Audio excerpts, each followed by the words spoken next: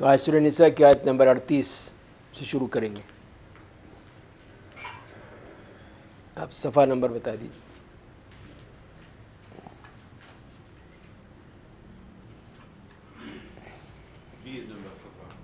صفحہ نمبر 20 پہ.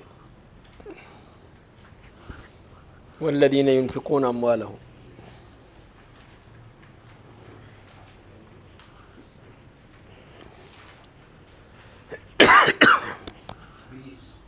جی ہاں جی. اعوذ باللہ من الشیطان الرجیم.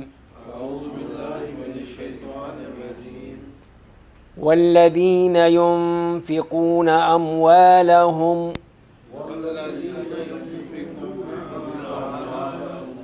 رئاء الناس ولا يؤمنون بالله ولا باليوم الآخر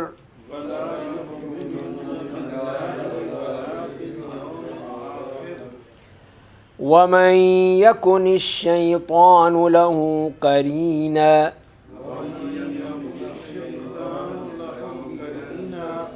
فساء قرينا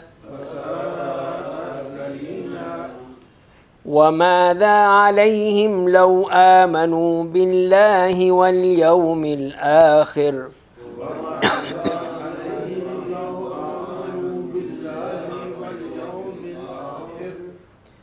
وأنفقوا مما رزقهم الله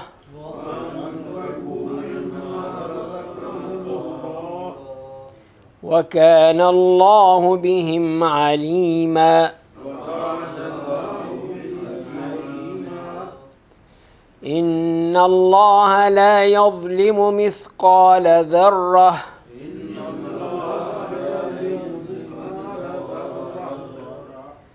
وإن تك حسنة يضاعفها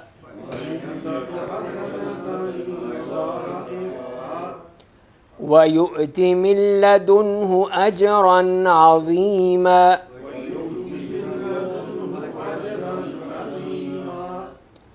فكيف إذا جئنا من كل أمة بشهيد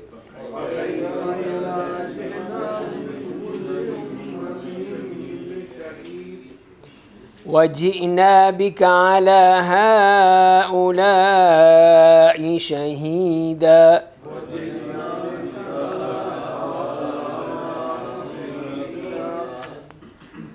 يومئذ يود الذين كفروا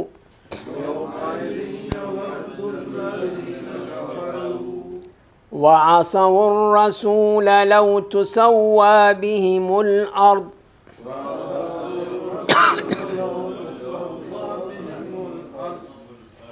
ولا يكتمون الله حديثا يا أيها الذين آمنوا لا تقربوا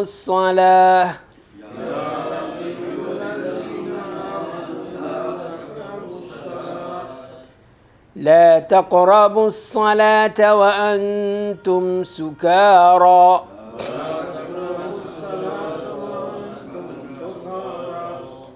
حتى تعلموا ما تقولون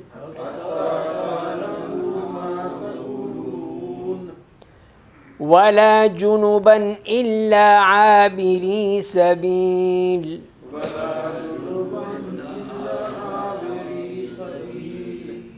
حتى تغتسلوا وإن كنتم مرضى أو على سفر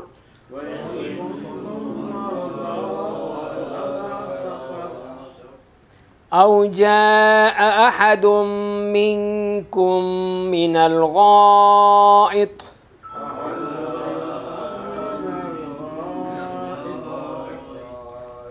أو لامستم النساء فلم تجدوا ماء فتيمموا صعيدا طيبا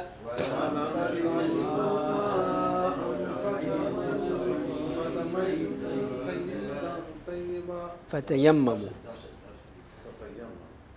فامسحوا بوجوهكم وأيديكم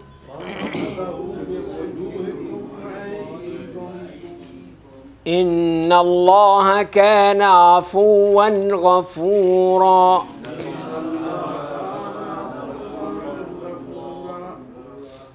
ألم تر إلى الذين أوتوا نصيبا من الكتاب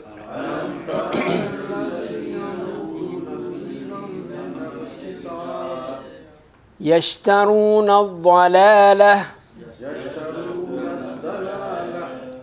ويريدون أن تضلوا السبيل والله أعلم بأعدائكم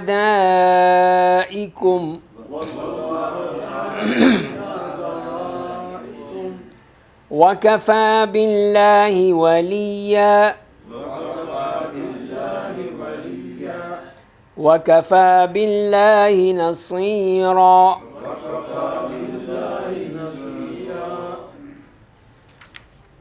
تو یہ آج کی آیات ہم نے پڑھی ہیں. اس سے پہلے جو پچھلے رکوع میں ہم بات کر چکے ہیں پچھلی آیات میں، اس میں جو فرمایا گیا تھا کہ مردوں کے بارے میں کہ وہ خواتین کے لیے، اپنی بیویوں کے لیے، اپنے گھر کے لیے قوام ہیں، نگہبان ہیں، ذمہ دار ہیں.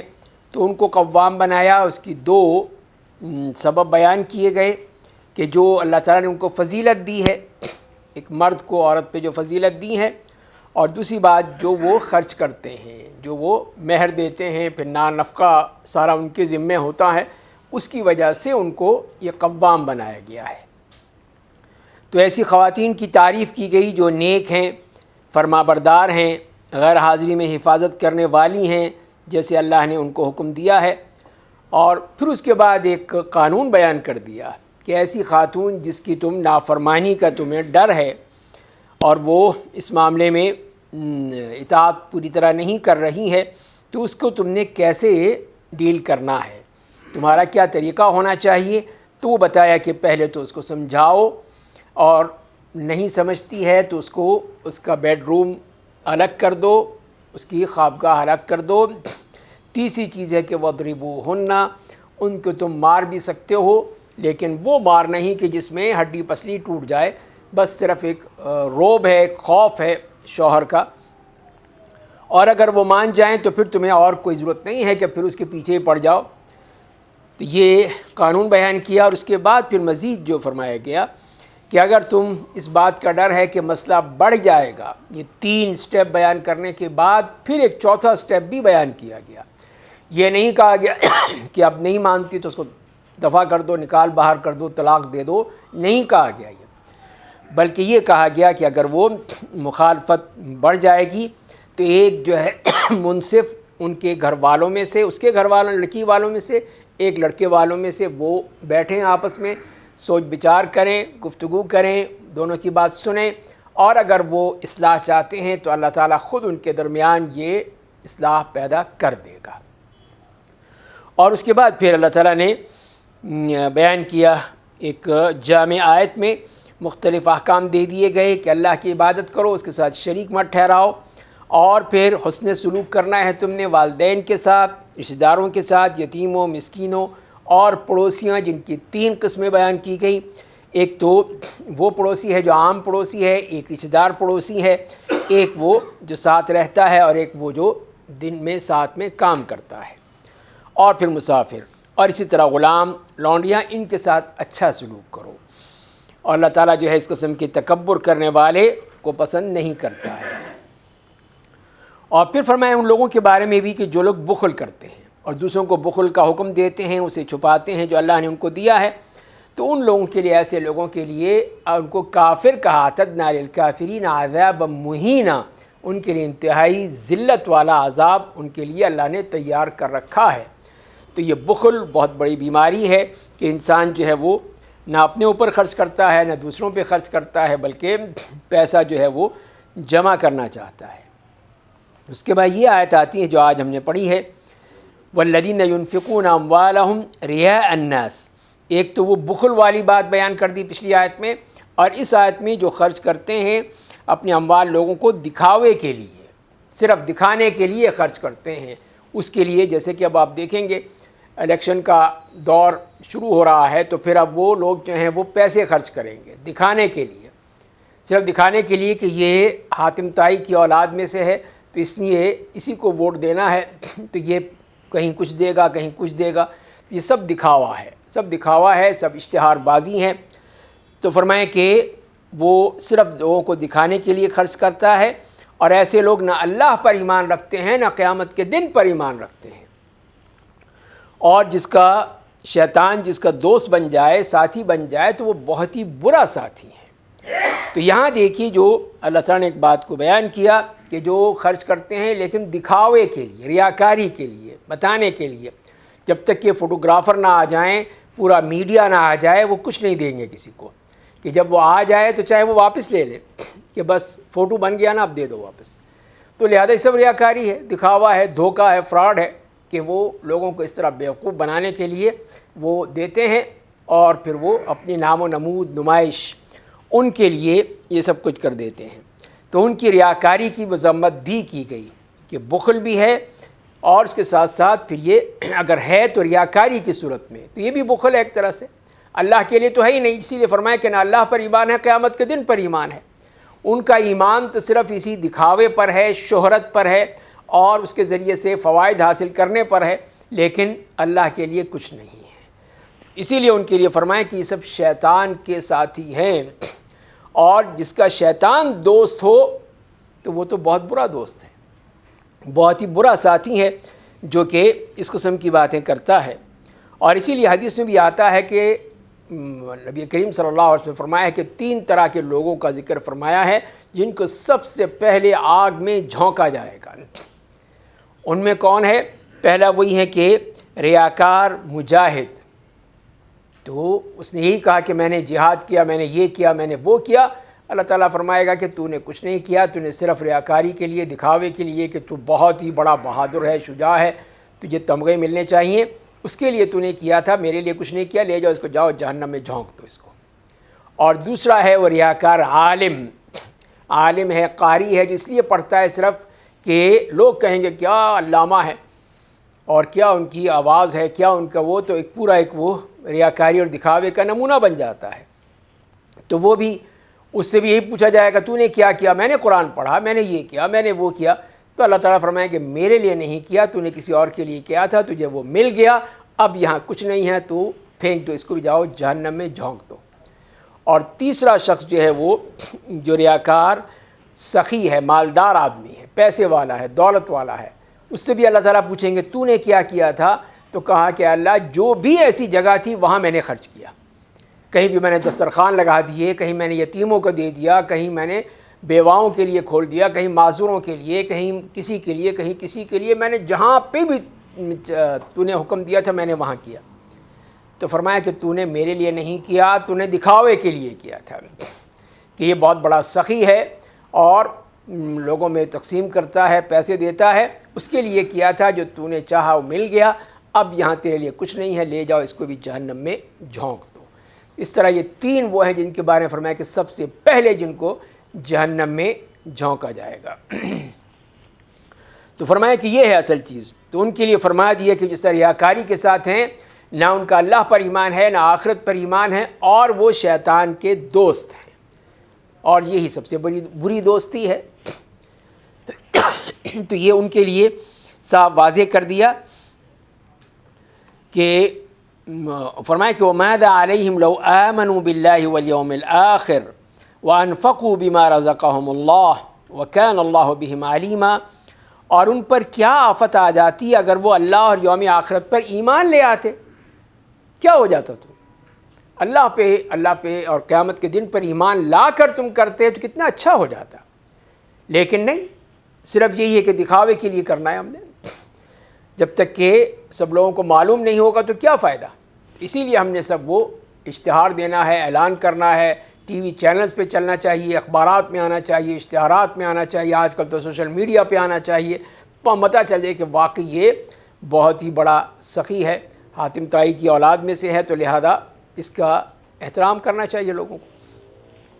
اسی لیے فرمایا کہ اگر وہ اللہ پر ایمان لے آتے، قیامت کے دن پر ایمان لے آتے، اور پھر اللہ نے جو رزق دیا ہے، اس میں بھی ایک نقطہ یہی ہے کہ رزقہم اللہ، اللہ نے رزق دیا ہے، تمہارا نہیں ہے، تم اپنے ماں باپ سے نہیں لائے کہیں سے، یہ اللہ کا دیا ہوا ہے، اللہ کا دیا ہوا ہے، اللہ کے بندوں پہ خرچ کر دو گے تو کیا تمہارا نقصان ہو جائے گا، کرو خرچ، لیکن نہیں، اللہ کے لیے نہیں خرچ کرنا، اپنے لیے کرنا، اپنے دکھاوے کے لیے۔ تو لہذا نہ تمہارا اللہ پر ایمان ہے، نہ آخرت پر ایمان ہے، اور جو کرنا ہے وہ ریاکاری، دکھاوا سب ہے۔ تو لہذا اس پہ اتنے سخت الفاظ میں یہ فرمایا کہ تمہارا کیا چلا جائے گا، کون سی مصیبت آ جائے گی، آفت آ جائے گی اگر تم اس کو اللہ کے لیے خالص کر دو۔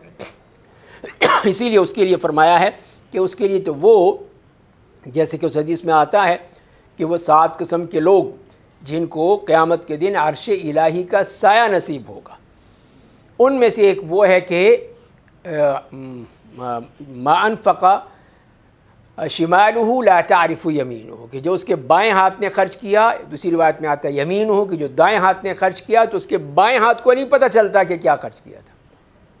کتنے بڑا مبالغے کے ساتھ کہا ہے، اسی لیے کہ ساتھ بیٹھے ہوئے آدمی کو پتہ نہیں چلتا کہ اس نے کیا دیا، کیا کیا، یہ حالت ہوتی تھی۔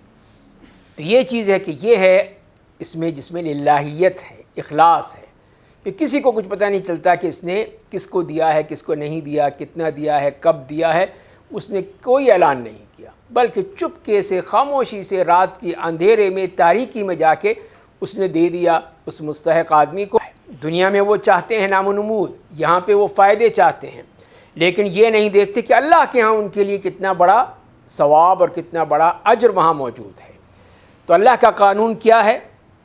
فرمایا کہ ان اللہ لا یظلم مثقال ذرہ، کہ بے شک اللہ ایک ذرے کے برابر بھی ظلم نہیں کرتا۔ تو یہ ہے اللہ کا قانون کہ ذرہ برابر بھی کسی نے اللہ کی راہ میں دیا ہے تو اللہ تعالیٰ اس کو ضائع نہیں کرے گا۔ اسی لیے فرمایا کہ اتقوا النار ولو بشق تمرہ، وہ حدیث ہم نے پڑھی تھی کہ جہنم کی آگ سے بچ جاؤ چاہے وہ کھجور کا ٹکڑا ہی کیوں نہ ہو۔ کھجور کا ایک ٹکڑا ہے ذرا سا، وہ بھی تم نے اللہ کی راہ میں دے دیا، اللہ وہ بھی قبول کر لے گا، وہ بھی اللہ کے ہاں بہت اونچا مقام رکھتا ہے۔ جیسے سورہ توبہ میں جو آتا ہے کہ جب کہا گیا خرچ کرنے کے لیے تو یہ منافقین کھڑے تھے، دیکھ رہے تھے، ٹھٹے مار رہے تھے، ہنسی مذاق کر رہے تھے، جی ہاں مذاق اڑا رہے تھے۔ تو ایک وہ صحابی آئے جنہوں نے صبح سے لے کے شام تک محنت کی، اس کے بعد تھوڑی سی کھجوریں مل گئی اور لا کے پھر انہیں اسی ڈھیر میں ڈال دی، یا رسول اللہ یہ ہے میرے پاس۔ تو وہ مذاق اڑاتے رہے کہ یہ دیکھو، یہ اللہ کو بہت اس کا یہ صدقہ پسند آئے گا، لیکن رسول اللہ صلی اللہ علیہ وسلم نے اس کے وہ صدقہ لے کے سب سے اوپر رکھا کہ یہ دیکھو، یہ اس کے پاس یہی تھا، یہی سب کچھ لا کے دے دیا اس نے۔ اللہ تعالیٰ نے تعریف فرمائی قرآن کریم میں اس کی ایسے لوگوں کی۔ تو یہ ہے کہ اللہ تعالیٰ اس کو سراہتے ہیں، پسند کرتے ہیں، قبول کرتے ہیں، چاہے وہ اتنا سا ٹکڑا ہی کیوں نہ ہو۔ تو یہی فرمائے کہ ان اللہ لا یظلم مثقال ذرہ، کہ ذرہ برابر بھی۔ اور پھر ایک اور بات بھی جو آتی ہے کہ یہی جو ذرہ برابر کی نیکی ہے اس کو پھر اللہ تعالیٰ بڑھا چڑھا کے اس کو کہاں سے کہاں تک پہنچا دیتے ہیں۔ ایک تو یہ ہے، دوسرا یہ ہے کہ یہی ذرہ کہیں کام بھی آ سکتا ہے، جیسے کہ حدیث میں آتا ہے کہ جنتی جب جنت میں چلے جائیں گے اور وہاں پہ ان کو سب نعمتیں ملیں گی، اب ان کو اپنے سارے وہ دوست یاد آئیں گے، سارے اب دوست، احباب، رشتہ دار وہ جو جہنم میں چلے گئے ہیں وہ یاد آئیں گے۔ تو وہ کہیں گے کہ یا اللہ ہمارے کچھ اور دوست بھی تھے، کچھ اور ساتھی بھی تھے جو کہ نظر نہیں آ رہے ہمیں جنت میں۔ تو اللہ تعالیٰ کہیں گے اچھا ٹھیک ہے، جاؤ پھر جاؤ کہ جہنم میں تلاش کرو ان کو، سب کو لیا جس کے دل میں ذرہ برابر بھی، یہاں ہے وہ ذرے کا عمل دیکھ لیجیے، ذرہ برابر بھی جس کے دل میں کوئی نیکی ہے یا ایمان ہے اس کو لے آؤ۔ اور پھر اس کو اور بڑھا دیں گے اللہ تعالیٰ کہ ذرہ ہے، درہم ہے، دینار ہے، کوئی بھی چھوٹی سے چھوٹی چیز کے برابر جس کے دل میں جو بھی ایمان ہے اس کو لے آؤ، میں اسے جنت میں داخلہ دے دوں گا۔ شرط ایک ہی ہے کہ شرک نہ کیا ہو، شرک کے بغیر ہے لیکن اپنے جرائم کی وجہ سے، گناہوں کی وجہ سے جہنم میں بھیجا گیا اس کو، لیکن اب اس کے بعد مومنوں کو بھی یہ کہہ دیا جائے گا جاؤ تم بھی سفارش کر دو اس کی، اب میں قبول کر لوں گا۔ پھر رسول صلی اللہ علیہ وسلم کی سفارشیں بھی ہوں گی، اور مجاہدین کی، شہداء کی سفارشیں ہوں گی، وہ بھی آ جائیں گی، اور آخر میں اللہ تعالیٰ پھر خود نکالیں گے، جن کے بارے میں اللہ ہی جانتا ہے اور کوئی نہیں جانتا، ان کو بھی اللہ تعالیٰ نکال دیں گے جہنم سے، ان سب کو جنت میں بھیج دیں گے۔ تو یہ اللہ تعالیٰ کا فیصلہ ہے۔ تو یہی کہنے کا مقصد یہ ہے کہ یہ ذرہ برابر جس کو ہم سمجھتے ہیں کچھ بھی نہیں ہے، یہ بھی اللہ کے ہاں کتنا اونچا مقام رکھتا ہے، کتنا اللہ کو پسند ہے کہ اس حالت میں بھی اگر کسی کے دل میں ذرہ برابر بھی ایمان ہے تو وہ جہنم میں ہمیشہ نہیں رہے گا، بلکہ وہ جنت میں کسی نہ کسی وقت ضرور آ جائے گا۔ اور اسی لیے فرمایا کہ وَإِن تَكُ حَسَنَةً يُضَاعِفْهَا، اگر ایک نیکی ہوگی تو اس کو وہ دگنا کر دے گا، یعنی اس کو بڑھاتا ہی چلا جائے گا، وہی نیکی جو ہے وہ بڑھتی چلی جائے گی۔ جیسے آپ نے اس کی مثال دی حدیث میں کہ جیسے کہ کوئی شخص جو ہے اپنے کسی جانور کو پالتا ہے، گھوڑا ہے، گھوڑے کے ہاں بچہ ہوا تو اس بچے کو وہ پرورش کرتا ہے، پالتا ہے، اس کو خوب کھلاتا پلاتا ہے تاکہ وہ بڑا جانور بن جائے گا، اس کی دولت میں اضافہ ہو جائے گا۔ تو فرمایا کہ اسی طرح اللہ تعالیٰ اپنے بندے کے صدقے کو پالتے ہیں، ایک کھجور ہی کیوں نہیں ہے تو اس کو بھی وہ اتنا بڑھائیں گے کہ وہ احد پہاڑ بن جائے گا۔ یہ ظاہر اللہ کے ہاں جو چیز ہے پھر وہ اللہ کی بڑائی کے مطابق بڑی ہی بنتی ہے، چھوٹی تو نہیں رہتی، تو وہ بھی اتنی بڑی ہو جائے گی۔ تو یہی فرمایا جا رہا ہے اس آیت میں بھی وَإِن تَكُ حَسَنَةً يُضَاعِفْهَا، تو آدمی کسی بھی اپنی نیکی کو حقیر مت جانے، حقیر نہیں سمجھنا چاہیے کہ اس سے کیا ہوگا، اس سے کیا فائدہ ہوگا، نہیں، یہ ہو سکتا ہے یہی نیکی جو ہے آپ کی نجات کا ذریعہ بن جائے، یہی نیکی جو ہے آپ کے کام آ جائے، وہاں پہ آخرت میں آپ کے درجات بلند ہو جائیں، آپ کو اور کچھ نہ کچھ نعمت مل جائے اللہ کی طرف سے۔ تو یہ اسی لیے پھر اپنی کسی بھی چھوٹی سے چھوٹی نیکی بھی ہو اس کو حقیر نہیں جاننا چاہیے۔ اسی لیے آپ نے جو ایک حدیث میں فرمایا ہے کہ اگر ایک خاتون اپنے جو بکرے کے جانور کے کھر بھی دے دیتی ہیں اس میں بھی اس کے لیے اجر ہے، ثواب ہے، بکری کے یا بکرے کے کھر جس نے دے دیے یہ بھی ثواب کے اس کے لیے بن جائیں گے، اس کا سبب بن جائیں گے اور وہ بہت کچھ کما لے گی۔ اور اس کے بعد جو فرمایا کہ وَيُؤْتِ مِن لَدُنْهُ أَجْرًا عَظِيمًا، اور اپنے پاس سے بہت بڑا اجر عطا کرے گا۔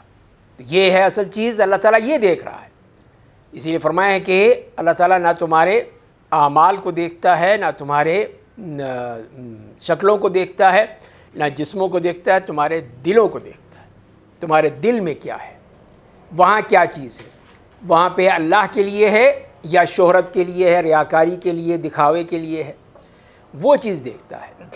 تو ایک شخص جو اللہ کے لیے، جیسے ابھی میں نے آپ کو وہ مثال دی ہے کہ وہ صحابی جنہوں نے ایک پورے دن کی محنت کے بعد تھوڑی سی کھجوریں کمائی تھیں وہ لا کے وہ بھی رکھ دیں اس میں، تو اتنے پسند آیا اللہ کو۔ وَالَّذِينَ لَا يَجِدُونَ إِلَّا جُهْدَهُمْ، یہ آیت ہے سورہ توبہ کی، کہ جو نہیں پاتے مگر اپنی محنت، جو ان کی محنت تھی، کمائی تھی، صبح سے شام تک کمایا اس نے بیچارے نے، اور یہ ہیں منافقین، وہ مذاق اڑا رہے ہیں اس کا۔ تو اللہ تعالیٰ نے اس پر پھر وہ نوٹس لیا، اس کی تعریف فرمائی اور ان کے اس منافقت کی رد کیا اس کے اندر۔ تو فرمایا کہ وَيُؤْتِ مِن لَدُنْهُ أَجْرًا عَظِيمًا، تو یہی چیز ہے کہ اللہ تعالیٰ پھر کسی کے ساتھ کوئی زیادتی نہیں کریں گے، کوئی ظلم نہیں کریں گے، جو بھی اس کا عمل ہے، چاہے وہ ذرہ برابر ہے، اس سے بڑا ہے، اس سے چھوٹا ہے، جتنا بھی ہے سب اللہ کے ہاں لکھا جائے گا اور اللہ تعالیٰ کے ہاں اس کا پھلے گا۔ اور پھر اس کے بعد یہ بھی جو فرما دیا کہ اس کا اجر بھی بہت بڑا ملے گا، اس میں جو ہے اجر کے معاملے میں وہاں یہ نہیں ہے کہ وہ اتنا ہی رہے گا، لیکن نیکی کے معاملے میں، اجر کے معاملے میں تو وہ کئی گنا بڑا ہوتا چلا جائے گا اور اس کی کوئی حد و انتہا تو ہوگی نہیں۔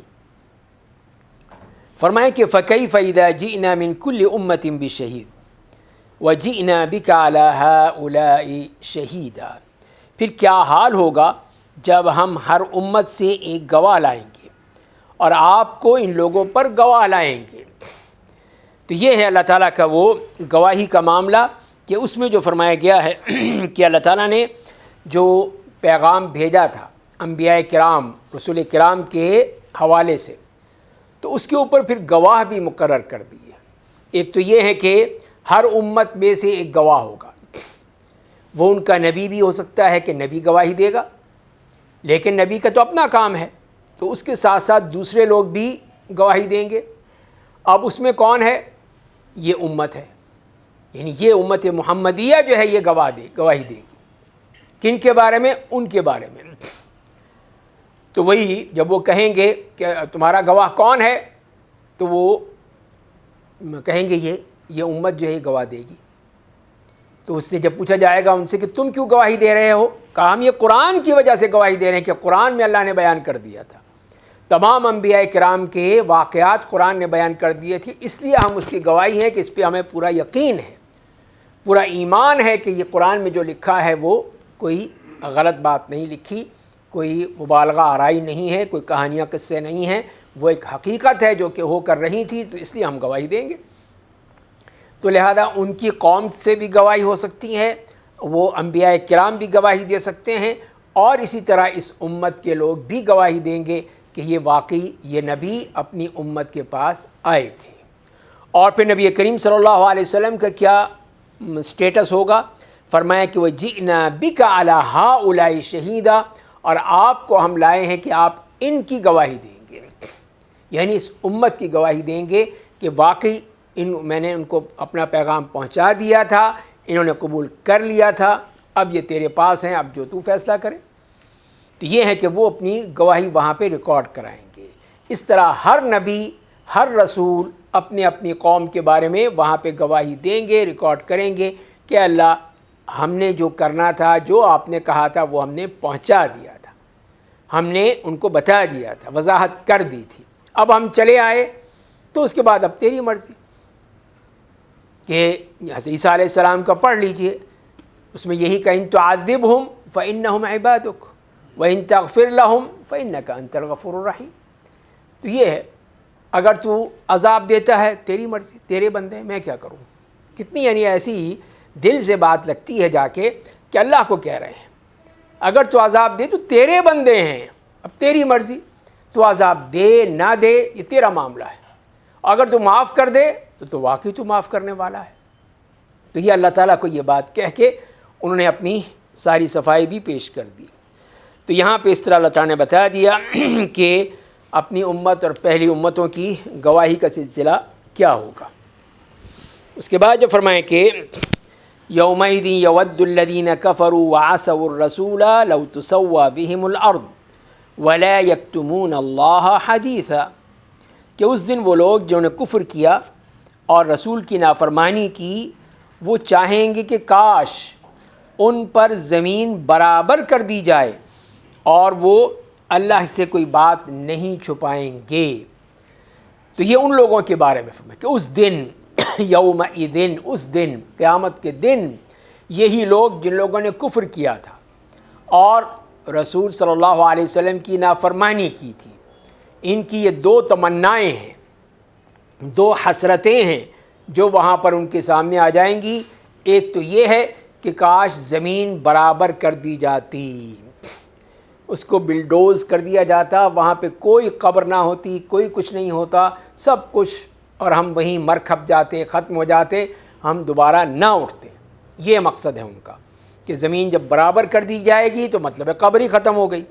اب قبر نہیں ہے تو اب ظاہر اللہ کو تو پتہ ہے نا، وہ تو جن کی ہڈیاں پسلیاں سب جو ہیں مٹی ہو گئی، ان کا بھی پتہ ہے، اس کو پورا ریکارڈ ہے اللہ کے پاس، ان کو بھی زندہ کر دے گا، وہ لوگ بھی زندہ ہو جائیں گے۔ تو یہ کیسے نہیں زندہ ہوں گے، لیکن یہ ان کی گناہوں کی مار ہے کہ وہ یہی تمنائیں کرتے رہیں گے۔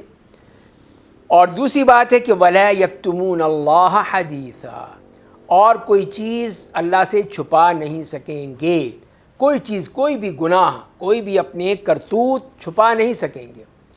تو یہ کوشش تو کریں گے، ظاہر ہے ان کا یہی مقصد ہے، شرک سے انکار کریں گے اور دوسری چیزوں سے انکار کریں گے، لیکن اللہ تعالیٰ جو ہے اس چیزوں میں ہر چیز کا وہ وہاں پہ فیصلہ کرنا ہے.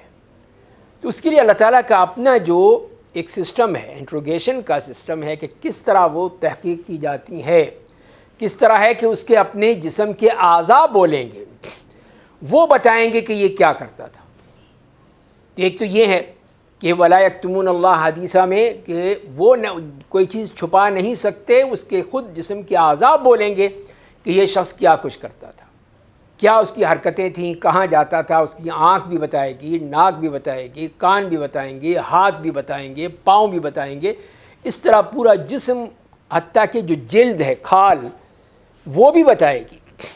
اور وہ کہے گا بھی کہ تمہیں کیا ہو گیا، تم نے ہی بولنا شروع کر دیا. تو کہیں قالوا انطقنا اللہ الذی انطق کل شیء، جس نے سب کو زبان دیا اس نے ہمیں بھی زبان دی، ہم بھی بولیں گے. تو کیا سمجھتا ہے؟ تو سب وہاں پہ کچا چٹھا کھل جائے گا. دوسری بات ایک اور ہے کہ وہ یہ ہے کہ یہاں تو کہا گیا ہے کہ اللہ تعالیٰ سے کوئی چیز وہ چھپا نہیں سکیں گے. اور دوسری بات یہ ہے کہ ان کا معاملہ کہ کچھ چیزوں کے بارے میں ہے کہ وہ خاموش رہیں گے یا بول نہیں سکیں گے. تو اس کا جواب یہ دیا ہے ابن عباس رضی اللہ تعالیٰ عنہما کا کہ قیامت کے دن بہت لمبا دن ہے. کہیں پہ وہ انکار کریں گے اور کہیں پہ وہ اپنی شرک اور بدعمالی پر افسوس کریں گے. تو یہ ہے ان کا معاملہ. تو یہ جگہ اور جگہ کا معاملہ ہے کہ کئی جگہیں ہیں، کئی مقامات ہیں، اس میں کہیں تو وہ چھپانے کی کوشش کریں گے اور کہیں وہ بیان کریں گے، خود سے کہہ دیں گے ہاں واقعی ہم نے کیا تھا. چھپا نہیں سکیں گے.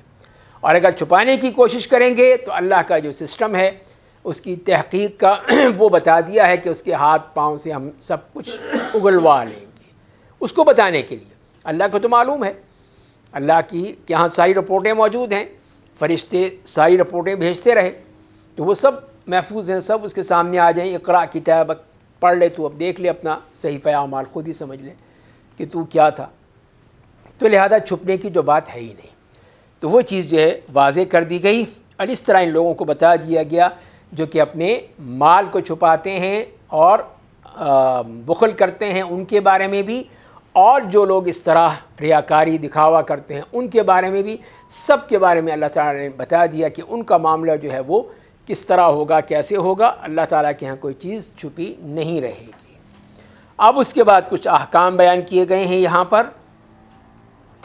فرمائے کہ یا ایھا الذین آمنوا لا تقربوا الصلاۃ وانتم سکارى حتى تعلموا ما تقولون. تو پہلا حکم یہ ہے کہ اے لوگو جو ایمان لائے ہو، نماز کے قریب مت جاؤ اس حال میں کہ تم نشے میں ہو، یہاں تک کہ تم جان لو جو کچھ تم کہتے ہو. تو پہلا حکم یہ ہے شراب کے بارے میں کہ لا تقربوا الصلاۃ وانتم سکارى، کہ نشے کی حالت میں نماز کے قریب مت جاؤ. جیسے کہ سیدنا علی رضی اللہ عنہ بیان کرتے ہیں کہ عبد الرحمن ابن عوف نے ہمارے لیے کھانا پکایا، دعوت کی، اور پھر اس کے بعد شراب پلائی.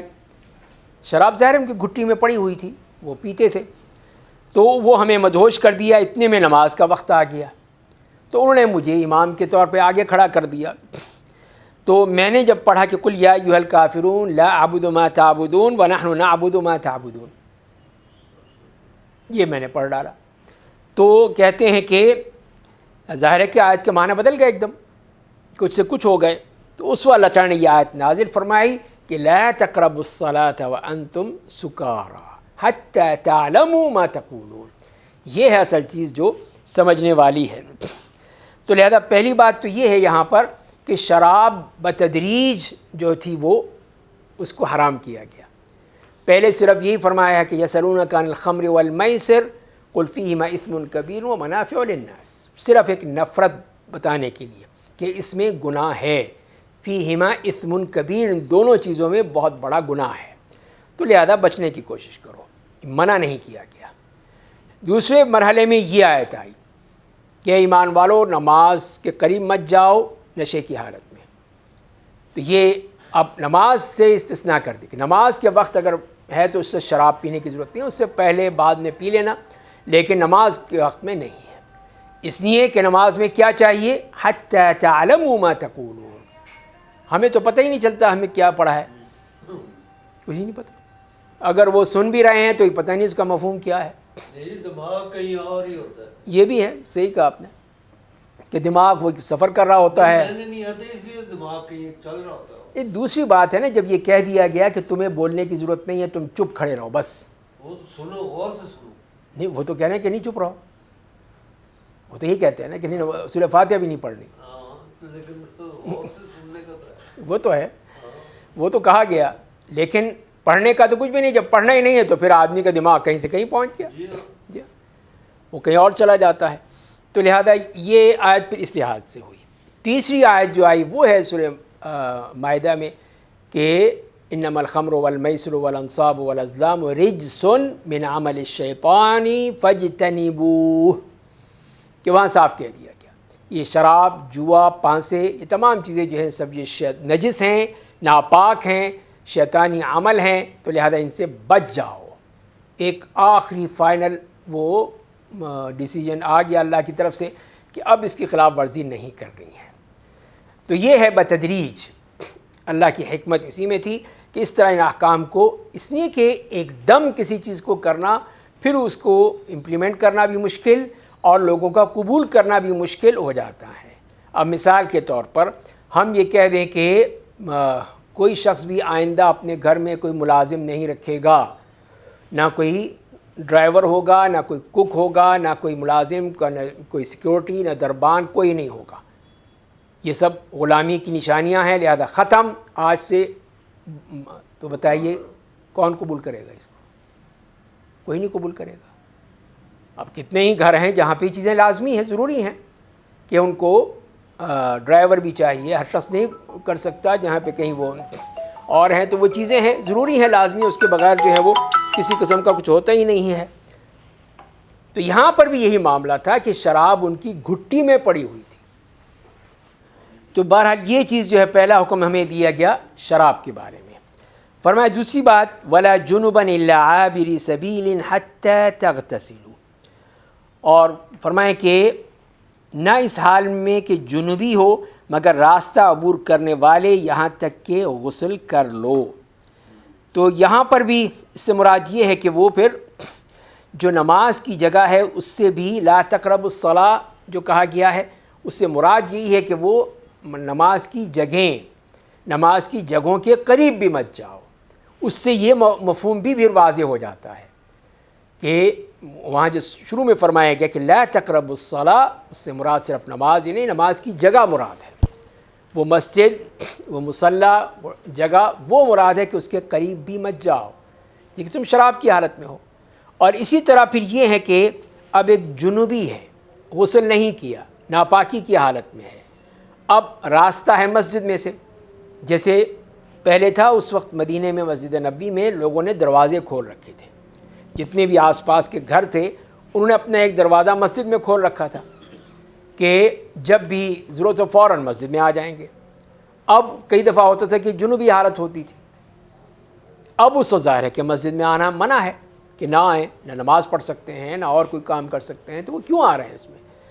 تو اسی لیے اللہ تعالیٰ نے اسی بات کو سامنے رکھتے ہوئے اللہ نے اپنا حکم فرما دیا کہ جنوبی جو ہے اگر وہ مسجد میں آ سکتا ہے لیکن گزرنے کے لیے الا عابری سبیل، لیکن اصل کیا ہے حتی تغتسلوا، غسل کر لو پھر آ جاؤ، بیٹھو، نماز پڑھو، اپنی عبادت کرو، تلاوت کرو، جو کرنا ہے کرو. لیکن دوسری حالت میں اگر تم حالت ناپاکی میں ہو تو پھر نہیں، پھر صرف گزرنے کی اجازت ہے مگر اس کے علاوہ نہیں کہ اسی حالت میں آ کے بیٹھ گئے تم، نہیں، یہ نہیں ہو سکتا ہے. تو لہذا پھر اس کے بارے میں صاف بتا دیا گیا ہے کہ تم نے اور بعد میں پھر نبی کریم صلی اللہ علیہ وسلم میں جتنے بھی دروازے تھے مسجد میں جو کھلتے سب بند کروا دیے تھے، سوائے سیدنا ابوبکر صدیق رضی اللہ تعالیٰ عنہ کا جو دروازہ تھا وہ کھلا رہا. الا خوخۃ ابی بکر صدیق، وہ ہے وہ جہاں پہ اب وہ پرانی مسجد میں ابو بکر صدیق کا باب ہے، وہ ہے وہ جگہ خوخۃ ابی بکر، اس پہ لکھا ہوا بھی ہے. تو وہ ہے، اس کو آپ نے کہا یہ کھلا رہے گا، باقی سب بند. اسی سے معلوم ہوتا ہے کہ ان کے لیے خاص طور پہ کیا، اس لیے کہ ان کو بعد میں خلیفہ بننا تھا. تو یہ اللہ تعالیٰ کی طرف سے ایک اشارہ تھا. وَإِن كُنتُم مَرْضَىٰ، تیسرا حکم آ رہا ہے، إِن كُنتُم مَرْضَىٰ أَوْ عَلَىٰ سَفَرٍ أَوْ جَاءَ أَحَدٌ مِّنكُم مِّنَ الْغَائِطِ أَوْ لَامَسْتُمُ النِّسَاءَ، کہ یہ وہ حالتیں ہیں کہ جن کے بارے میں فرمایا اگر تم بیمار ہو یا سفر پر ہو یا تم میں سے کوئی قضائے حاجت کر کے آیا ہو، یا تم نے عورتوں سے تعلق قائم کیا ہو، اور اس کے بعد پھر کیا ہوگا، فلم تجدوا ماء، پانی نہیں ملا غسل کرنے کے لیے، پانی نہیں ہے، اب کیا کریں پھر، فتیمموا صعیدا طیبا، تو فرمائیں کہ تم پاک مٹی کا قصد کرو، اور فامسحوا بوجوہکم وایدیکم ان اللہ کان عفوا غفورا، اپنے چہروں اور اپنے ہاتھوں پر مل لو، بے شک اللہ ہمیشہ سے بہت ہی معاف کرنے والا، بے حد بخشنے والا ہے۔ تو یہاں پہ جو فرمایا گیا، ایک تو سفر، پہلی چیز جو ہے ان کنتم مرضی، بیماری کی حالت بیان کی گئی کہ اس میں یہ ہے کہ آدمی بیماری کی حالت میں پانی نہیں استعمال کر سکتا، اگر کرے گا تو اور بڑھ جائے گی بیماری، اور تکلیف بڑھ جائے گی، تو اسی لیے فرمایا اگر بیماری کی حالت ہو جس میں تم پانی استعمال نہیں کر سکتے تو تیمم کر لو، یہ ہمیں رخصت دے دی گئی۔ دوسری بات، اور سفر کی حالت میں ظاہر ہے پانی کبھی ملتا ہے کبھی نہیں ملتا، آپ نے پانی چاہے رکھا ہو اپنی گاڑی میں یا آپ کے ساتھ ہو، لیکن کہیں وہ ختم ہو گیا، لیک کر گیا، ختم ہو گیا، اب کیا کریں، پانی نہیں ہے، نماز کا وقت آ گیا تو تیمم کر لو، تیمم کرنے کی اجازت دے دی۔ اور تیسری حالت وہ ہے کہ قضاء حاجت کے بعد، قضاء حاجت کی، پانی نہیں ہے، اب کیا کریں، تو وہاں پہ بھی یہ ہے کہ تیمم کام آئے گا، کہ اس میں بھی آدمی تیمم کر لے، اپنی پاکیزگی اختیار کر لے جو پاکیزہ ہونا ہے، اور اس کے بعد وضو کے لیے پھر وہ تیمم کر لے، وضو کے لیے پانی نہیں ہے۔ اور چوتھی بات، غسل کا معاملہ بھی آ گیا کہ لامستم النساء، یعنی مجرد لمس جو ہے اس پہ کوئی حرج نہیں ہے، اس سے وضو نہیں ٹوٹتا۔ یہاں پہ ملامسہ دو کے درمیان ہوتا ہے، تو وہ مراد ہے کہ جو بیوی سے اصل تعلق قائم کرنا ہے، جنسی تعلق، اس معاملے میں اگر آپ نہانا ہے، غسل کرنا ہے، پانی نہیں مل رہا، اب کیا کریں، تیمم کر لو، تو وہاں پہ بھی تیمم کیا جائے گا۔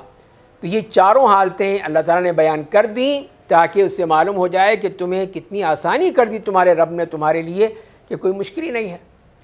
تو ایک دفعہ یہ کہ حضرت عمر اور حضرت عمار بن یاسر ساتھ تھے، تو انہیں غسل کی ضرورت پڑ گئی سفر میں، تو عمار بن یاسر نے کیا، اپنی طرف سے اجتہاد کر لیا کہ وہ پھر تیمم نہیں کیا بلکہ پورے جسم کے ساتھ زمین میں لوٹ پوٹ ہو گئے، پوری طرح مٹی مل لی اپنے جسم پہ۔ حضرت عمر نے ویسے تیمم کیا، یہ نماز نہیں پڑھی، انہوں نے نماز ہی نہیں پڑھی۔ بعد میں آئے رسول اللہ صلی اللہ علیہ وسلم سے پوچھا تو آپ نے فرمایا کہ نہیں، یہ تم نے کیا کیا، تو آپ کو تو یہی کرنا تھا کہ ایک دفعہ مارتے، منہ پہ پھیر لیتے، ہاتھ پھیر لیتے، بات ختم ہو جاتی، اتنا کرنا تھا بس، اور اس کے بعد نماز پڑھ لیتے، تو یہی کرنا تھا، اور تو کچھ کرنا ہی نہیں تھا۔ تو لہذا یہ ہے طریقہ جو قرآن نے بھی بتا دیا کہ جو پاکیزہ مٹی، پہلی چیز یہ ہے کہ پاکیزہ جگہ ہو، پاکیزہ مٹی ہو، وہاں ہے۔ اب جی کہتے ہیں کہ جو مٹی ملتی ہی نہیں، اب تو ہے ہی نہیں، مٹی کہاں ہے، تو یہ دیواریں کیا ہیں، یہ سب مٹی کی چیزیں تو ہیں، سب یہ جو پلاسٹر ہے اس کے اوپر، سیمنٹ ہے، ریت ہے، بجری ہے، کیا کچھ نہیں ہے اس کے اوپر، پینٹ ہے، اس کے اوپر ہاتھ مار لو بس ختم بات، گردہ جمع ہوتا ہے ویسے۔ اور کیا، گردہ تو ہوتا ہی، یہ تو نہیں ہے کہ منہ پہ چارہ گردہ ملنا ہے، یہ تو نہیں کہا نا کہ گردہ لے کے مٹی مل اپنے منہ پہ مل لو، یہ تو نہیں کہا، تو یہ صرف کہا ہے کہ اس کا قصد کرو، اور وہاں پہ جہاں پہ بھی کوئی گرد ہے، غبار ہے، کچھ بھی ہے، وہاں پہ ہاتھ مار کے اس کے بعد منہ پہ مل لو اور پھر ہاتھوں پہ مل لو بس، یا نہ یہاں پہ نہ یہاں پہ نہ اور کہیں پہ جسم میں نہیں ملنا، صرف دو ہی چیزیں بیان کی، چہرے پر اور ہاتھوں پر۔ تو یہی فرمایا کہ فامسحوا بوجوہکم وایدیکم، اپنے چہروں پر اور اپنے ہاتھوں پر اپنے ہاتھ مل لو۔ ان اللہ کان عفوا غفورا، بے شک اللہ بہت معاف کرنے والا اور بے حد بخشنے والا ہے۔ اسی لیے جہاں تک کہ لمس کا معاملہ ہے، وہ تو نبی کریم صلی اللہ علیہ وسلم کے بارے میں سیدہ عائشہ رضی اللہ تعالیٰ عنہا فرماتی ہیں کہ میں لیٹی ہوتی تھی کمرے میں، اور ظاہر چھوٹے چھوٹے تو حجرے تھے، تھوڑی بہت بڑے بڑے کمرے تھے، اور وہیں پہ رسول اللہ نماز پڑھ رہے ہوتے تھے، آپ ان کے پاؤں آپ کے سجدے کی جگہ پہ آ رہے ہوتے تھے، تو آپ جب سجدے میں جاتے تو ان کے ہاتھ کو ٹچ کرتے تھے، ان کے پاؤں کو، تو وہ اپنے پاؤں سمیٹ لیتی تھیں، آپ سجدہ کر لیتے تھے، اور پھر جب وہ اٹھتے تو پھر وہ اپنے پاؤں پھر سیدھے کر لیتی تھیں۔ تو وہاں تو کہیں نہیں آپ نے کہا کہ میرا وضو ٹوٹ گیا لمس ہاتھ لگانے سے۔ تو لہذا اس سے معلوم ہے کہ یہ لمس مراد وہ الگ چیز ہے، لامسا الگ چیز ہے، دو الگ الگ چیزیں ہیں. تو اسی لیے ان کو شافیہ کیا یہی ہے. اب شافی جو خواتین ہیں سب وہ دیکھ لیجیے طواف میں کچھ میں تو باقاعدہ گلوز پہن کے رکھتی ہیں تاکہ کسی سے ٹچ نہ ہو جائے. ٹچ ہو گیا تو وضو ٹوٹ گیا ان کا، وہ یہ سمجھتے ہیں. تو لہذا پھر وہ بڑے احتیاط کرتے ہیں اس میں، مرد بھی عورتیں بھی، کسی طرح ہاتھ یا ظاہر ہاتھ ہی ننگے ہوتے ہیں تو کہیں ٹچ نہ ہو جائیں. لیکن اصل چیز جو قرآن نے کہا ہے کہ وہ لامسا کہا ہے، اس سے مراد دوسری بات ہے، دوسرا معاملہ ہے. وہ اگر ہو جائے، آپ جو فرما رہے ہیں کہ وہ تو کسی اور کا ہاتھ نہ ٹچ ہو جائے نا، اس لیے یہ تو اپنے شوہر کی بات ہو رہی ہے کہ یہاں ٹچ ہو رہا ہے جو. ہاں وہ تو اب ہے ہی، چاہے وہ شوہر کا ہو یا کسی اور کا ہو، جس کا ہوگا اس کا وضو ٹوٹ گیا. اب طواف میں تو صرف شوہر ہی تو نہیں ہے نا بھائی، اور بھی تو لوگ ہیں نا. تو کسی کا اگر ہاتھ لگ گیا تو وہ کہیں گے کہ وضو ٹوٹ گیا. پھر انجانے میں ہو یا جانے میں ہو، دونوں حالتوں میں. انجانے میں تو یہ ہوگا نا بھائی، طواف میں تو کوئی نہیں ہاتھ پکڑ کے کہے گا کہ چلیے نال چلیے، یہ تو نہیں کہے گا، اور یہ تو نہیں ہوگا نا. تو وہ کہہ رہے ہیں کہ فرق بتا رہا ہوں میں کہ وہ جو بعض جو کہتے ہیں کہ صرف لمس یا ہاتھ چھو جانا کسی عورت سے، وہ یہاں پر نہیں ہے، وہ مراد نہیں ہے اس آیت میں. اس سے مراد ہی کچھ اور ہے. اس سے مراد تو وہ ہے کہ جو کہ میاں بیوی کا معاملہ ہوتا ہے، وہ ان کا معاملہ ہے، اس میں ہے. اب اس میں غسل کی ضرورت پڑے گی. اب غسل کے لیے پانی نہیں ہے، اب کیا کریں؟ تو کہا کہ تیمم کر لو. یہ ہے رخصت، یہ ہے اللہ تعالیٰ کی طرف سے رخصت. مطلب یہ کہ شافی غلط کرتے ہیں. ہاں غلط ہے، ان کا مفہوم یہ ٹھیک نہیں ہے اس معاملے میں. جی ہاں، اتنی حدیث وہاں پڑھی جاتی ہیں تو اس کو نہیں وہاں پر کرتے. بس اپنی طرف سے وہ جو بھی تعویل کرتے ہوں گے، کوئی تعویل کر لیتے ہوں گے، لیکن بہرحال ان کا موقف جو قرآن کے خلاف ہے. قرآن تو جو کہہ رہا ہے تو ہو سکتا ہے کوئی لمس پڑھتا ہو اس کو، لمستم النساء، لیکن اصل جو قرأت ہے وہ لامسا ہے، لام الف، اس کا مفہوم الگ ہے. تو یہاں پر ایک ہی یہ حکم بیان کیا گیا. اور اس میں بھی پھر جو مٹی کا معاملہ ہے سعیداً طیباً، اس میں بھی ہے جیسے کہ اب اس کے لیے کوئی مخصوص جگہ نہیں ہے کہ مخصوص جگہ ہے جی کہ مسجد کی جا کے وہ مٹی لے کر آئیں اس لیے کہ پاک ہوگی، یا قبرستان میں جائیں وہاں کی مٹی پاک ہوگی. نہیں، سعیداً طیباً وہ پوری طرح، اسی لیے کہ نبی کریم صلی اللہ علیہ وسلم نے خود کہہ دیا ہے کہ وَجُعِلَتْ لِيَ الْأَرْضُ مَسْجِدًا وَطَهُورًا، اور میرے لیے زمین کو مسجد بنا دیا گیا، جائے نماز بنا دیا گیا، اور پاکیزہ بنا دیا گیا. یہ رسول اللہ کے لیے خصوصیت تھی اور آپ کی امت کے لیے کہ جہاں چاہے نماز پڑھ لیں. ان کے لازمی نہیں کہ مسجد ہو، جہاں بھی ہو، جس جگہ بھی ہو، پاک جگہ ہے نماز پڑھ لو وہاں پر. یہ نہیں ہے کہ لازمی آپ مسجد تلاش کریں، پوری روئے زمین پاک کر دی گئی، آپ کے لیے مسجد بنا دی گئی، آپ وہاں نماز پڑھ سکتے ہیں. اور دوسری بات کہ یہ مٹی جو ہے پاک کر دی گئی آپ کے لیے. اب یہ کہ نہیں جی ناپاک ہو سکتی ہے، یہ ہو سکتا ہے، وہ ہو سکتا ہے، تو یہ باتیں بیکار باتیں ہوتی ہیں. اور یہ شیطانی خیالات. جی ہاں بالکل صحیح کہا آپ نے کہ وہ شیطانی حاض کو وسوسے کر ڈالتا ہے، وہ ڈال کے وہ چاہتا ہے آپ یہ کام نہیں کریں، آپ نہ نماز پڑھیں. وہ نہیں چاہتا کہ آپ نماز پڑھیں. اب جی یہاں پہ کوئی جگہ نہیں ہے، یہ خالی جگہ، یہاں پہ گندگی ہوتی ہے، یہاں پہ جانور پھرتے ہیں، یہاں کیسے نماز پڑھیں، چلو چھوڑو جو آگے جا کے پڑھ لیں گے. آپ نے نماز ہی چھوڑ دی. یہ ہے کہ اس طرح خرابی پیدا ہوتی ہے. تو لہذا یہی چیز جو ہمیں بتا دی گئی کہ ہم نے اس کے مطابق کرنا ہے تبھی. اور اسی لیے یہ آیت بھی ان اللہ کان عفوا غفورا، بے شک اللہ ہمیشہ سے بہت معاف کرنے والا، بے حد بخشنے والا ہے، کہ وہ معاف کر دیتا ہے. تھوڑی بہت انسان سے غلطی ہو جاتی ہے، وہ معاف کر دیتا ہے، لیکن تم کرو تو صحیح، تم کرنا ہی نہیں چاہتے. تو یہ ہے اصل چیز. جیسے کہ اب سفر میں جمع بین الصلاتین کا کتنا بہترین نسخہ ہے.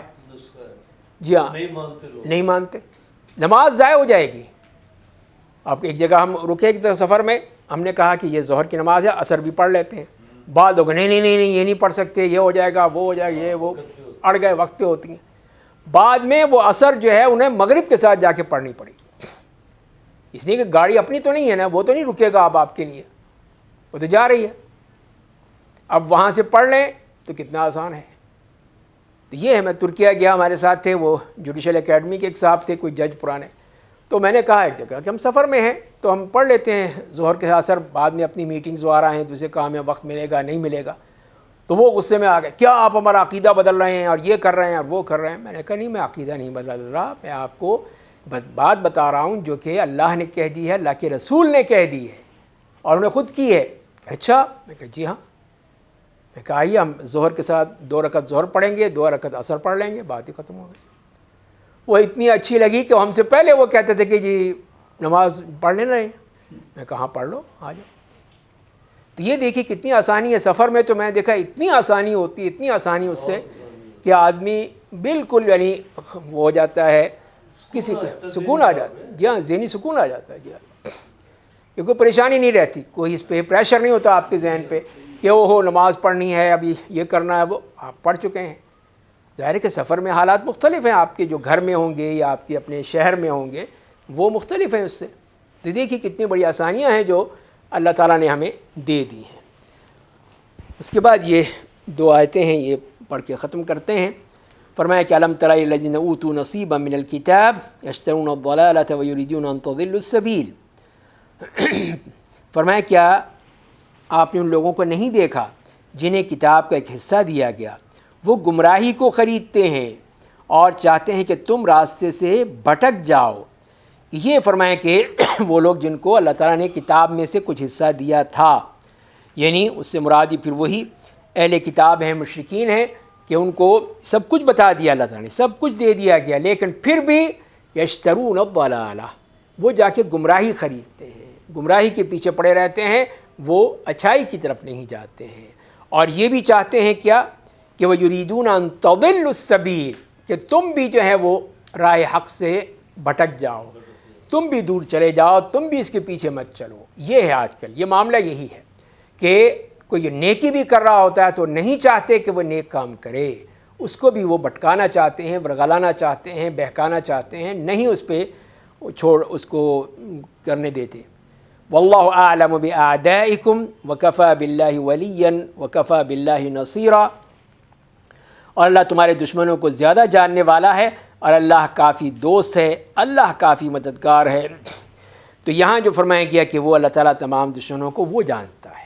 اعلم باعدائکم، تمہارے دشمنوں کو تم سے زیادہ جانتا ہے وہ، اور پھر وہ انہی کا وہی دوست ہے، وہی مددگار ہے. تو اسی لحاظ سے جیسے کہ آج کل کے حالات میں جو ہم غزہ کے حوالے سے سن رہے ہیں، جہاں پہ تقریباً 10,000 انسان جو ہیں وہ ختم ہو چکے ہیں، شہید ہو چکے ہیں، جس میں آدھی 3-4 ہزار تو بچے ہیں. اور جسے میں نے دیکھا ہے وہاں پہ بھی اور محسوس بھی کیا، ان کے ہاں پیدائش کی جو افزائش نسل یا پیدائش اولاد جو ہے اس کی نسبت بہت زیادہ ہے. اللہ کی طرف سے شاید کوئی سسٹم ہے کہ وہاں بچے بہت ہوتے ہیں، بہت زیادہ، مطلب ہے کہ کثیر تعداد میں ان کی. تو اسی لیے بچوں کی جتنی وفات ہوئی وہ آدھی تعداد تو ان کی ہے. اسی طرح عورتیں ہیں، بچے ہیں، بوڑھے ہیں، مریض ہیں، بیمار ہیں، وہ اس طرح ان کی وہ ہو رہی ہیں. اور دوسری طرف وہ ہیں جو ان کے ہاسپٹل ہیں، آہستہ آہستہ سب بند ہوتے چلے جا رہے ہیں، اس لیے کہ جب ان کے پاس نہ ہی وہ کسی قسم کی کوئی جنریٹر چلانے کے لیے کوئی ایندھن ہے، نہ دوائیں ہیں، نہ اور کوئی فیسلٹیز ہیں، تو نہ کوئی آپریشن کر سکتے ہیں، کچھ بھی نہیں کر سکتے. تو وہ پھر ظاہر ہے کہ وہ ہسپتال تو نہیں رہے، اب وہ تو سب قبرستان بن گئے ہیں. وہ خود ہی کہہ رہے تھے کہ اب یہ سب قبرستان بن جائیں گے. جو ICU میں جو مریض ہیں سب وہ مر جائیں گے. بجلی بند ہو گئی، مشینیں ختم ہو جائیں گی، رک جائیں گی، تو سب مر جائیں گے. اسی طرح جو دوسرے جتنے بھی اس قسم کے ان کا جو یہ انفراسٹرکچر ہے سب تباہ ہو گیا ہے، سب تباہ کر دیا گیا ہے، کچھ باقی نہیں رہا ہے. تو یہاں پر یہی ہے کہ یہی چیز ہمیں پھر سوچنا ہے کہ ہم نے کیا کرنا ہے. اس میں پہلی بات یہ کہ ان کے لیے جتنی بھی دعائیں کر سکتے ہیں وہ دعا کریں. شاید اللہ تعالیٰ کسی کی دعا سن لے اور ان کی مشکل آسان ہو جائے. اس لیے کہ سب مسلمانوں بھی کچھ نہیں کیا اور وہ غیر مسلم زیادہ بڑھ کے کر رہے ہیں، جو کہ اپنے تعلقات ہی اس سے کاٹ رہے ہیں یا اس کے خلاف وہاں پہ بائیکاٹ کر رہے ہیں، یا وہ مختلف قسم کی ریلیاں چل رہی ہیں، ان کی طرف سے جلوس ہے، احتجاج ہو رہا ہے. تو وہ چیزیں ہو رہی ہیں. لیکن مسلمان حکومتوں کا اصل ان کا فرض تھا کہ وہ کچھ کرتے. حتیٰ کہ جو پڑوسی ہے مصر، وہی بارڈر کھولنے کے لیے تیار نہیں ہے.